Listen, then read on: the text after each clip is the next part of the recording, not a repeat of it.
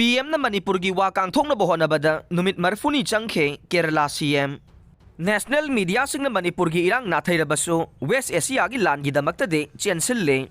Manipur da thokliba irang asigi matangda wahi ama kangthong na bohonabada Prime Minister Narendra Modi na numit marfuni changkhi haina Kerala gi Chief Minister Pinarayi Vijayan na BJP na lusingba Union Government po maral sikre Delhi da best oba journalist George Kalibayalil kauba mana iba Manipur FIR mingthon ba laidik ama phongbagi thauramda Kerala gi Chief Minister P Vijayan na hai Manipur da thokliba irang asigi damak Union Minister amata na mafam adu da satkide State adu da thokliba irang adugi matangda mainstream media na nathaiduna thamlaga West Asia da thokliba langi damakta de chensin duna paulawe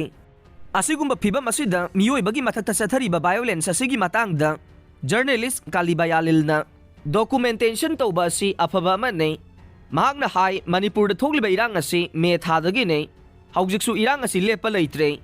state asida internet thingbana maram oiraga irang asigi phibam kari oiribagi haibado aikhoina chapchana khangba ngamde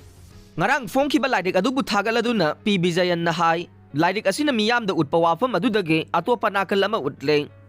laidik asina Manipur da thokliba irang asigi asengba masak khangna bohonabada asoba masak ama oiraga ne Prime Minister Narendra Modi da khudom bi thiladuna mahakna hai Manipur da thokliba irang asigi matangda wahi amatang phongdokna bohonabada Prime Minister Narendra Modi na numit marpuni lauke state asida tongan bo opposition gi lusingba kaya chatuna yengsenkhe awaba taraba miyam ga wari sanakhe Prime Minister na state asigi matangda phongdokhiba wahi adude state asida angak pathogdok kaya thoklaklaba matamda ne state asida hokhiba tha sing asida Prime Minister natraga Union Minister amata chatuna yengsenba leitri hainasu Vijayan na phongdokhe mahakna haikhe state asida aikhoina uba phangliba si social media da sandorokpa du khakta ne adubu irang sagaliba sing adude haujiksu kari amata tawdana thadoktuna thamle Manipur da tongan ba fact finding committee amadi mission kaya chatkre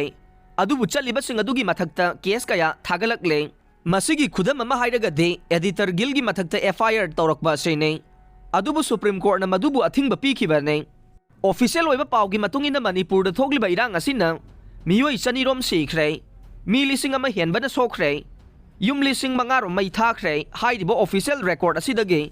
unofficial oiba masingna soidana helamgani haina su P Vijayan na phongdokhe